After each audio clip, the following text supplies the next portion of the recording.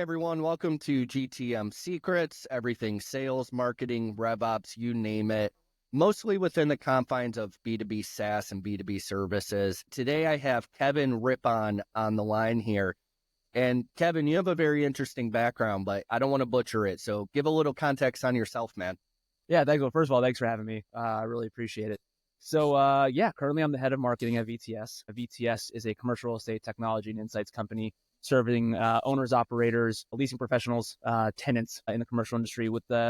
We play in all sort of asset classes between office, industrial, retail, multifamily, but really, I think our bread and butter is office. Yeah, for the last decade plus, I've had various roles in product marketing, user experience. I took a detour at one point as like a BA QA tech guy, working with Goldman Sachs as a consultant for a couple of years. And it's just been a fun ride along the way. I think while my career has felt like a little bit of spaghetti as time has gone on and I've had all these different roles, I think it's sort of culminated to this point of being able to lead a team of 10 across, all the different skill sets, product marketing, growth, digital, PR, events, and having had some experience in all of that, sort of in a hands-on kind of way. So I feel very fortunate to be in the position I'm in now. With BTS, been there for about the last 5 years, a really interesting time in commercial real estate for obvious reasons, kind of the post-COVID environment. And, despite all of that, I think it's been a wonderful journey. Started there, company was, maybe a couple hundred people, 25 million recurring rev. And, now we're over 100. And I've had a lot of fun having various roles and being in the front seat in some cases with all that growth. So yeah, that's okay.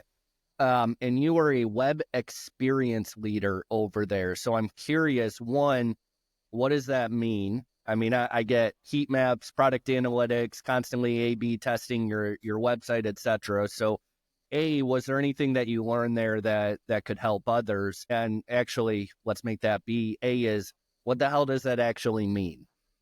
Yeah, great question. So, so basically what that job was conversion rate optimization foremost, right? So when I got brought into DA & Co., so first of all, I guess, how I got there, I was fortunate where, my previous job at web.com group, the head of marketing for that company went to DA & Co., became head of marketing there. I didn't officially get there through those means exactly, but it was sort of one of those things where I really liked working with her and followed, once I found out where she was. And she brought me in because, doing that job where we're thinking about landing page optimization, thinking about just conversion rate optimization in general with different experiences, going from sort of ad creative through the funnel. DA & Co. at the time was mostly a sort of like the plus size women's fashion version of Stitch Fix. So it was like a style box, and so anyway, it was fully B2C, which was my first sort of like real foray into that. And so really my day was spent mostly figuring out how to have really tight landing pages that would convert, someone from an ad click to engaging with, sort of what is the DA&Co at a brand level, and then also, what is the offering, and then getting them all the way through the purchasing flow. And so that's where it started. Eventually, it became actually fully leading growth there. So during my time, I went from sort of like the sort of honey trap, if you will, focusing on that, to then actually really the full funnel experience. So everything from, ad spend, managing the channels. And I think I had something like a $1.5 million budget every month to get through because the company was growing so fast. And, the plus size women's fashion in market's like 100 million people, right? So it's very massive. It's a lot of people you can attract. And so anyway, that's kind of a long-winded answer, but it really started with thinking about sort of landing pages, then the web experience. And then, eventually before I left there was really two projects that were major projects that I had the fortune to work through before I left. First was, I had mentioned DA & Co. started as sort of like a style box, direct-to-consumer business. They then, as I got to the company, were moving into more traditional e-commerce. So one of the big projects there was actually helping launch their e-commerce site, working with it was built on Shopify, working with the Shopify consulting team, web development team, as well as product management, in-house. And so I was pretty proud of that project in the sense of we got something pretty elegant together very quickly, and with a lot of consideration to the user experience and really how it was built from a technical SEO standpoint, which is a lot of what I thought about as well.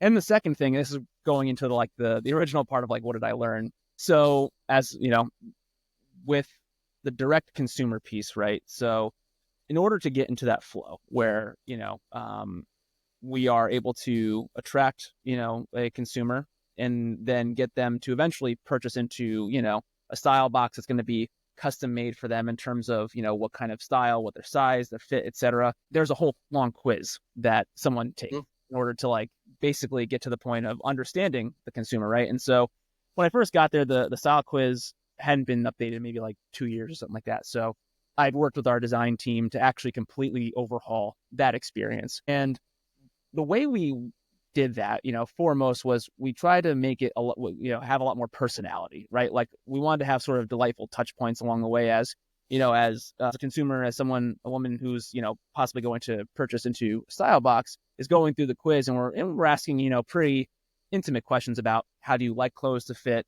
What is your size? What kind of style, etc. Wanted to make sure they felt really comfortable along the entire journey. And so, and we also wanted to make it fun, because at the end of the day, it's like quiz is great, but like, for us, the big part was trying to get them to eventually feel comfortable, like they're going to purchase and they're really interested in getting this box. And so the way we went about that beyond just sort of a little bit of imagination was we did a lot of user testing before we launched. And so I think at the time, I went through a tool called Validately, and ultimately what we did is the parameters were like, we are not going to launch this quiz to market, the new version of it, until we're going to have, it has to, out of 5 users, have an average of 4.5 stars on how fun the quiz was, how comfortable they felt, how easy it was to take the quiz, and like maybe a couple other things. But ultimately, we're like, it's everything in aggregate has to be a 4.5 out of 5 stars before we launch the market. In other words, we need to know it was really good and it was a quality thing. And that's what we did before. And so we probably went through 3 or 4 iterations. The other thing that we did along with testing was also message testing. This was really material because, one of the most important questions that was an input to the quiz was, how much, a consumer is willing to spend on clothes, right? And so when we first constructed the quiz, I think the question that was framed was like, how much do you usually spend on jeans? How much do you usually spend on shirts, tops, etc.? The dollar amount was like, let's just, for the sake of it, was like $50 is what they would normally spend, right? Like on the average. Then we tested it and said, how much would you be willing to spend on these things for the perfect fit?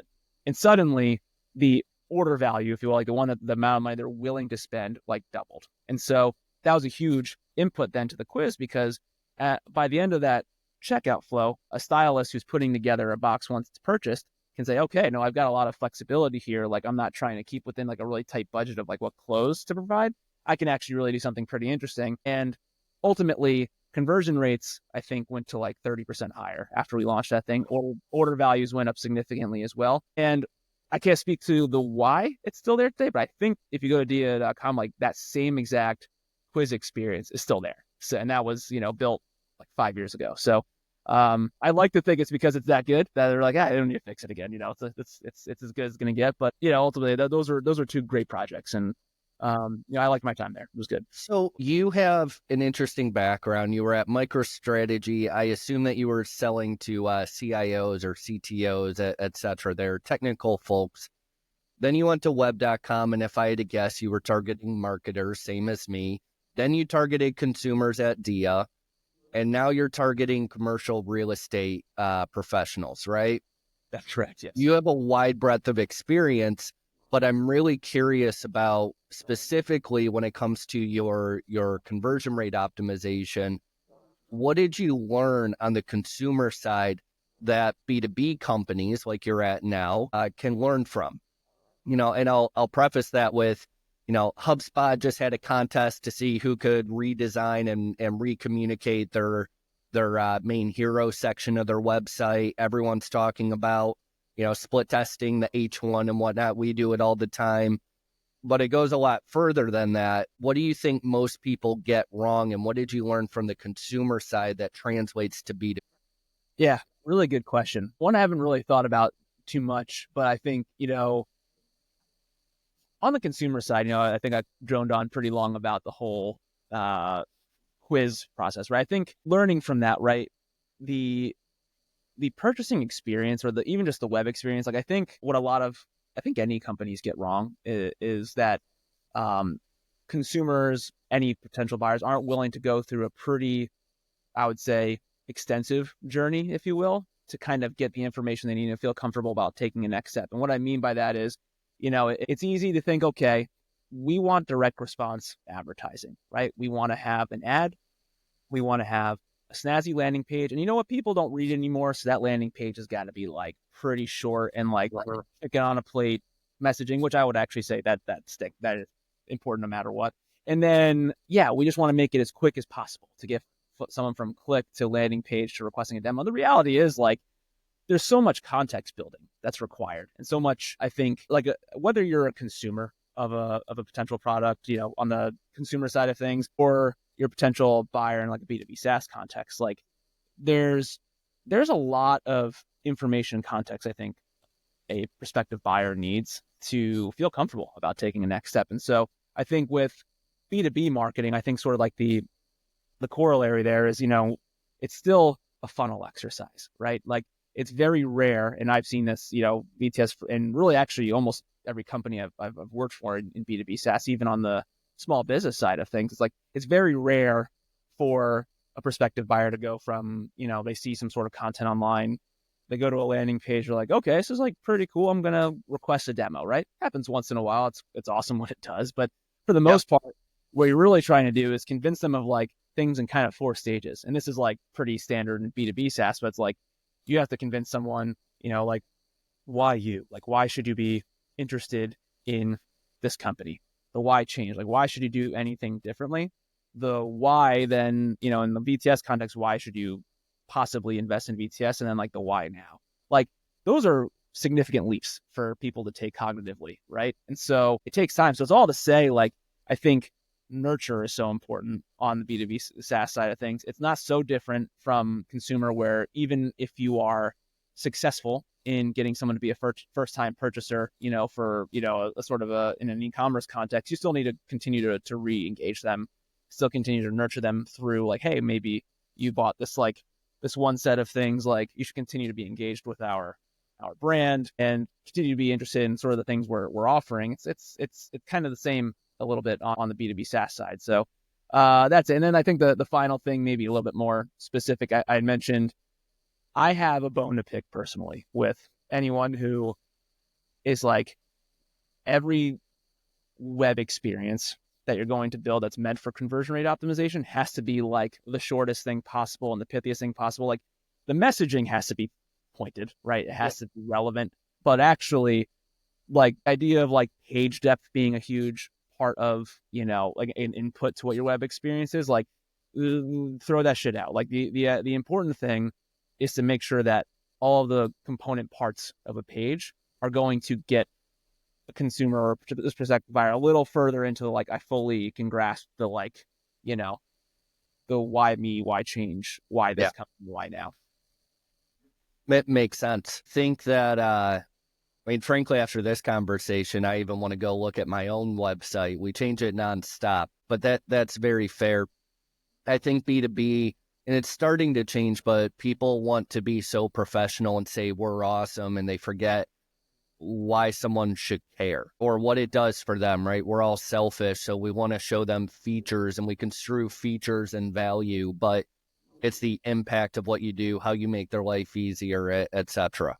Yeah, for sure. And oh, sorry, I was just gonna say, like, and, I think, look, even though no company gets this perfect all the time, I think with VTS, that's actually something we've been trying to really improve on, I would say, over the last 6-7 months. I think we've gone through almost a 2-year journey now of revamping our website part and parcel. I like to call it, we've been killing Horcruxes, in the sense of like, there's these old pages, didn't do much, the design was wrong, sort of the messaging and positioning was wrong. And so, we've kind of done a lot, especially on the aesthetics piece of it and the experience side. But again, I think there's something you said about, a lot of companies want to like thump their chest and say they're number one and we're the best. And look, I think, to be frank, I think BTS, we in certain categories have been number one, and that's a very fortunate position to be in. But I think having that come through in messaging, like I look back and I'm like, maybe let's come from a more humble place. And so we're still working through that, where we're like, hey, let's actually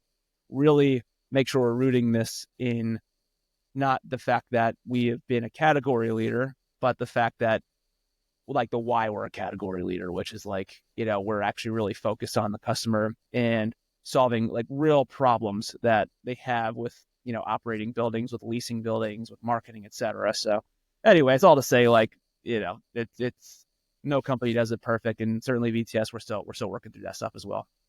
Now, taking that experience, and again, you've targeted what I'll call very bland folks in the IT space. You've targeted marketers. I target marketers.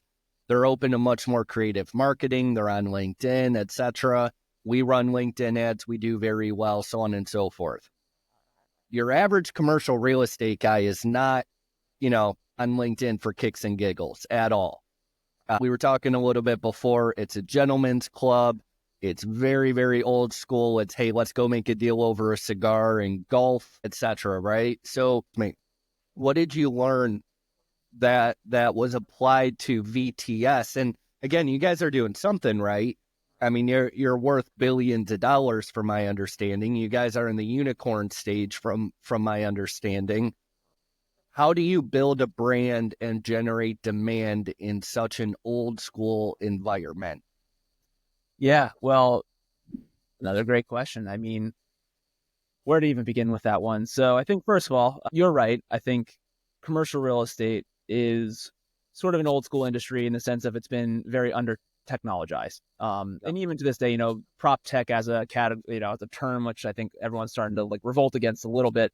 It's really only been, it's only had a name, a label for maybe about a decade now, right? And even then, still a quite under technologized industry. To be very fair, like I think there's a lot of self-awareness now, especially with executives that part of major owner and operator groups. And I think there's a lot of work being done, not just in terms of trying to overcome a bit of the under technologization, but also the diversity end of it as well.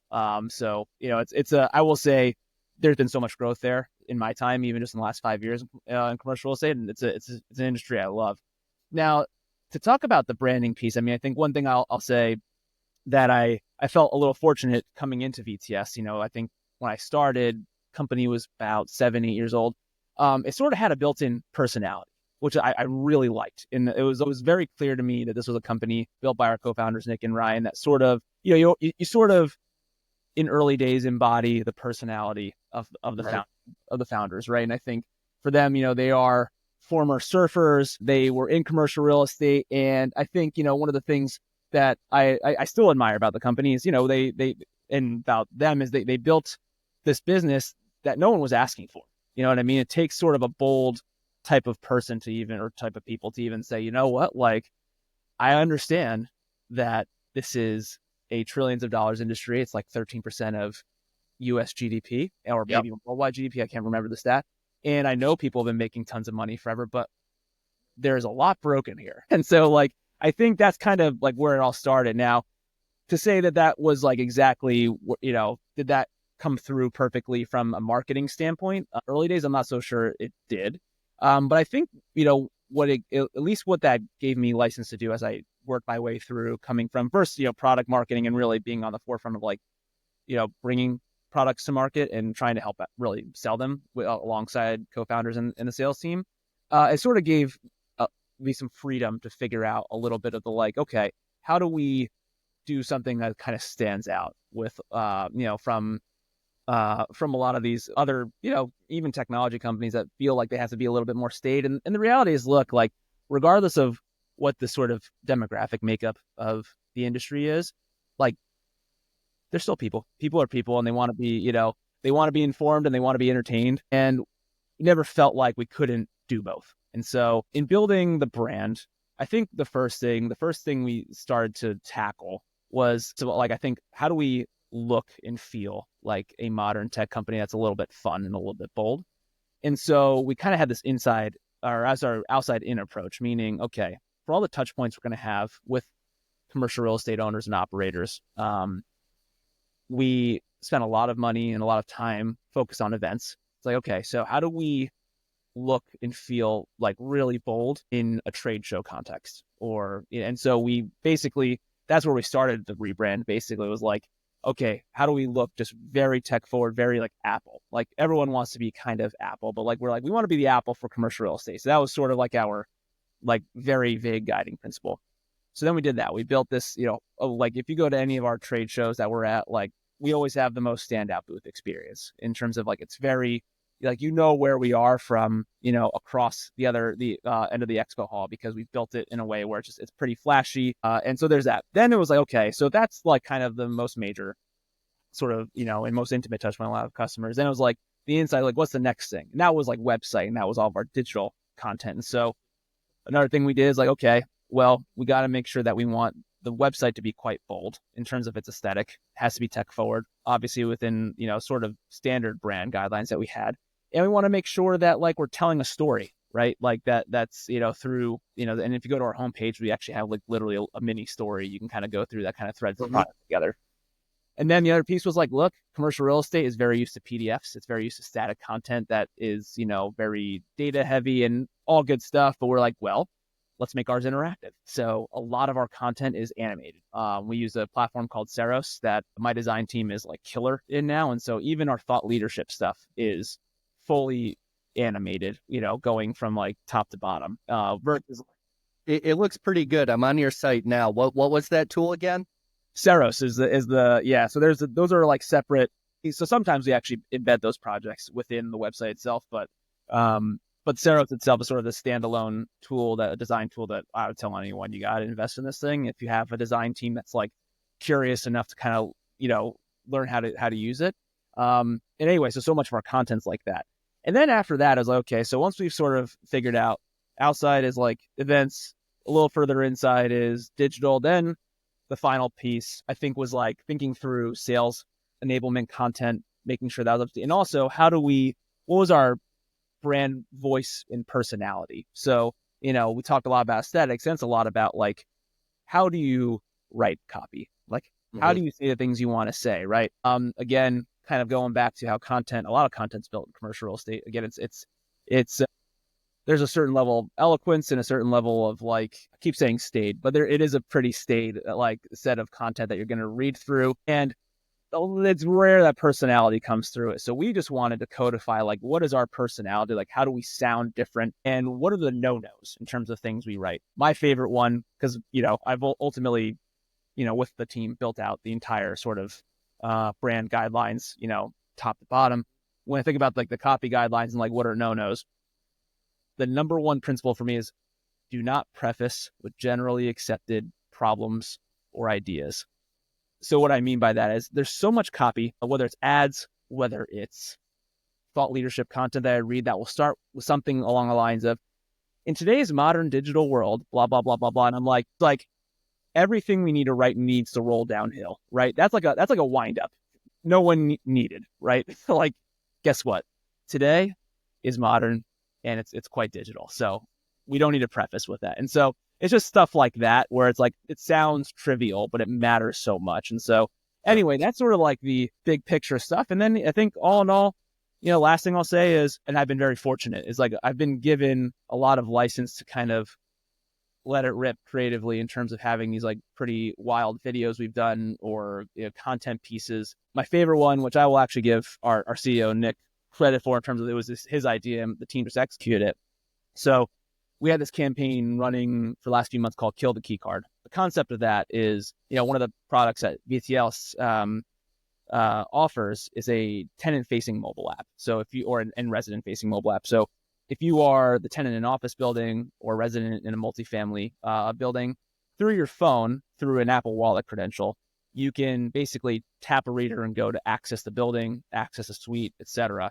Versus needing this physical key card. Everyone's got them. You've lost them a bunch of times. Like, it's not the greatest experience. And so our whole sort of mantra is like, kill the key card. And so we have this campaign built on, in the digital piece of it, built on Saros, where we had a bunch of famous movie posters redesigned where instead of like, basically we're having a key card kill. So think like Die Hard, for example. We have like a Die Hard movie poster where like the key card is getting blown up versus the building, right? That's like the concept. So there's just like stuff like that where it's like we've never been afraid to like push it a little bit. Again, I think that kind of comes down to a little bit of the internal culture. And so that's it. Well, again, long answer. I hope you've enjoyed this podcast because I just kind of go as soon as you ask. No, I love diving into the weeds. There's enough BS podcasts that talk high level, like use AI in content and whatnot, and it gets very, very bland. So the more tactical, the better. Real quick, how do you spell Ceros? Ceros. Got it. Okay. Again, frankly, I'm going to go check that out for Identity Matrix. Very interesting. Now, what are the better demand channels that you use specifically for CRE folks?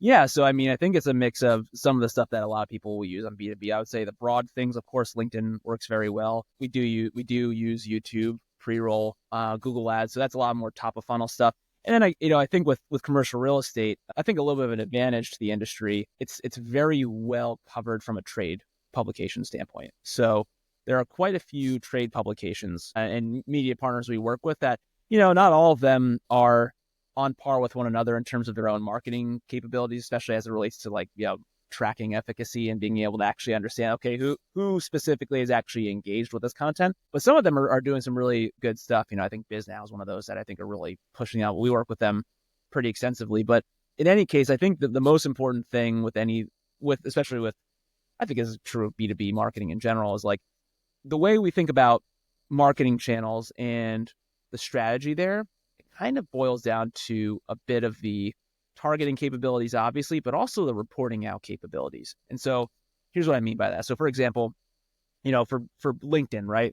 The beauty of LinkedIn for advertising is you can target by companies, you can upload your own list of contacts, you can create lookalike audiences. Like there's a lot of flexibility in getting to, and even down a job title, which is very relevant for commercial real estate. Like you can really do some really good like persona driven marketing. That's how we use LinkedIn. Like right now we've got this campaign running called You Can Have It All, which is basically the concept being that, whether you want to invest in marketing technology, property operations technology, tenant experience, whatever, like a lot of owners right now are kind of going through budget season and looking at all these different point solutions, and they're having to like decide, are we getting the business value out of it? And our statement is essentially like, you can have it all. You can have all these things, one budget line item.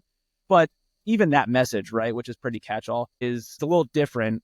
It matters a little differently to an asset manager versus like a property manager. So we have these like an asset manager focused, part of the campaign, and property manager focused part of the campaign. So LinkedIn's really awesome for that, right? To be able to like have those two audiences on rails. Now however, with that said, I think one of the mistakes even VTS has made that we're starting to unwind is with channels like LinkedIn. If the goal is to prospect, if the goal is to try to create awareness, broadly, it's like perfect, right? But if you're trying to use that to then be, as part of like your funnel marketing, where it's like, hey, we want to use LinkedIn because we want to get specific people like through the funnel, like you can only track LinkedIn clicks, like who actually engaged with that, if that person is a cookied user from, like, if we use Marketo. So it's like if they've opened an email or they've been on our website within the last 180 days. And so you can fall into the trap of spending all this money, right, on a channel like LinkedIn. And again, if awareness is the goal, it's good. But if the goal is to try to get like specific contacts through, like, you're not going to know. So in any case, I think the way we look at this is we have different channels that we're starting to use consistently at specific parts of the funnel. And the way we look at that is lead score. So, which is pretty standard stuff. But like for us, it's like, if you're trying to get a contact from a score of 0 to 100, it's like, what channels and content are we using to get them from 0 to 25, 25 to 50, 50 to 75, et cetera. And a lot of that's predicated on, can we actually track who's engaged with the content at those different channels? And so that's how we're looking at it. So yeah, like I said, it's a mix of stuff that everyone uses. And again, I think for commercial real estate, trade pub is quite important. And so we work with certain trade pubs that, again, have the capabilities to report out on who is engaged. And yeah, that's kind of how we do it. Normally, I don't plug at all, but that's literally the point of Identity Matrix to feature on the site. So I'll leave it there. Normally, I avoid even the name of my company oftentimes, but you brought it up. So I'm going to take that. I'm glad you did, honestly, because I know we were talking a little bit beforehand. This is the thing, right? I mean, what's so important about having that capability, right, to track through the funnel is, look, again, I mentioned BTS is trying to get leaner and meaner. So many companies are, especially in marketing, right? I think part of that is, macro environment circumstances. Some of that, I think a lot more of that is kind of like reconciling with the fact that AI is a thing now, and like there's all these different tools. And so I think there's a lot of organizations' desire to get to the point of like, what do we need from a people standpoint to execute? What are like the tools? And the reality is like the hardest thing, in my opinion, right? Having covered product marketing, growth at different times, like every kind of job, hardest thing to do is to like really know who is engaging with what at what time. And even the way that we do it at VTS today, I like to think it's fairly elegant. There's a marketing ops team, we had that did wonderful work to like get us to a place where we can even like the instrumentation even get us to a place where we can have a pretty good process. But a lot of it's like manual, a lot of it's extrapolation from a data standpoint and trying to figure out, okay, like in this channel, this bucket of people, awesome. Okay, upload to Marketo. You know what I'm saying? It's like it's non-trivial work, and even then, I couldn't tell you how much traffic we're not capturing, right? So that's very fair. Again, you're plugging me for me, so I'll take it. It's a real problem. So it's like it's not technology for technology's sake. That much I would surmise. No, makes sense. Now, here's the last question for you. Sell, again, I'm overgeneralizing, but I imagine that you sell to very non-technical folks very often.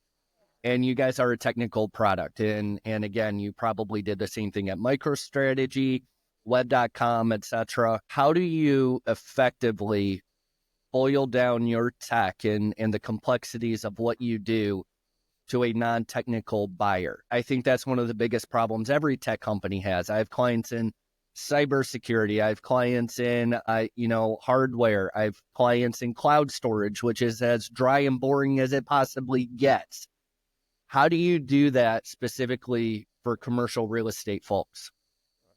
Yeah, so I think one thing that's fortunate, and I say fortunate from my seat, right? I think one of the hardest things about selling to really any product, right, is like, is it solving business challenges, right? Like and I think that's like with prop tech as a category in commercial real estate, there have been a lot of new market entrants that kind of came and went, where they had this sort of novel technical idea of like, here's a thing we're gonna do. And I think what VTS has done really well is we've rooted ourselves in solving like the business challenge first.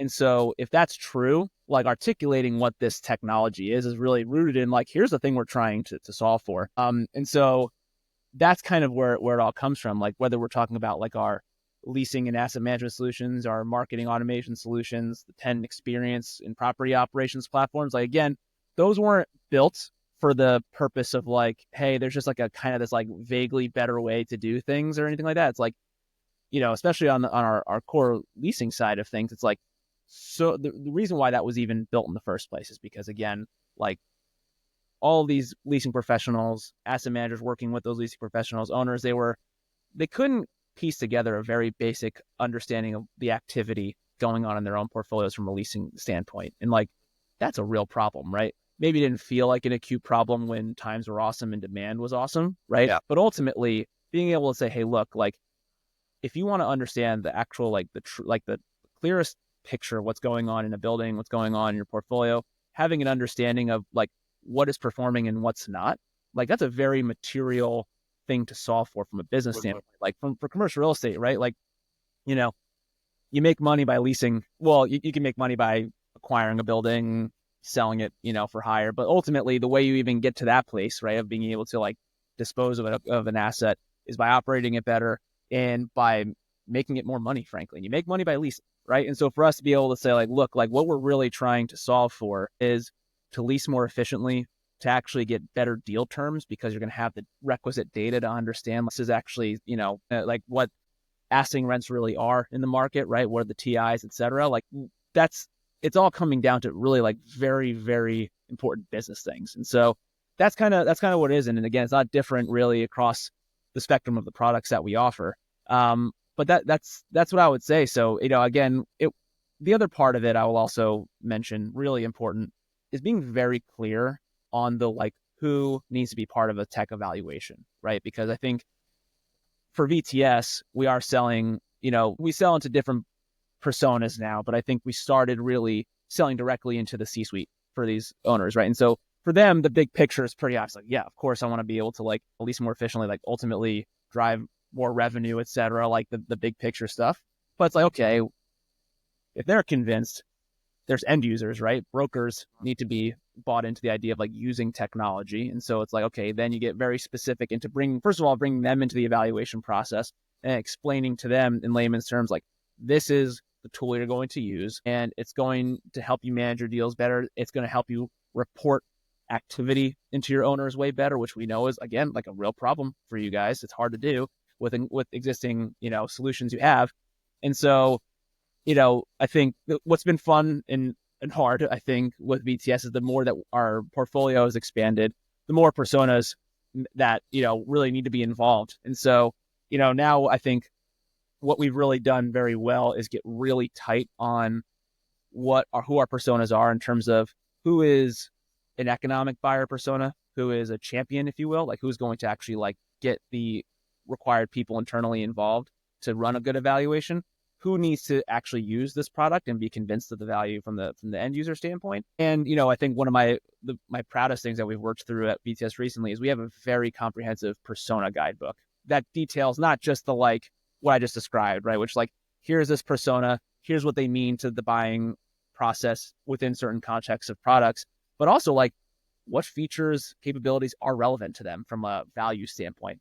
What is their day-to-day job? What are the business outcomes that we're trying to drive? We get very, very specific persona by persona. And so it's just, if I were to boil that down to its simplest thing, which I think everyone would say is really knowing your customer, really knowing the personas. But I think in commercial real estate, it's not enough to say, oh, we really understand the C-suite or really understand asset management. You kind of you need to know the ecosystem, how they matter to one another, these different personas, how they need to collaborate with one another.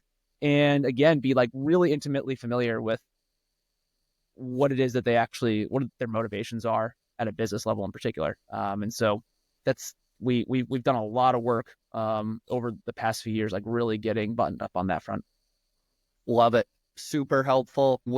Kevin, where's the best place to connect with you? Is it LinkedIn like everyone else and their mother?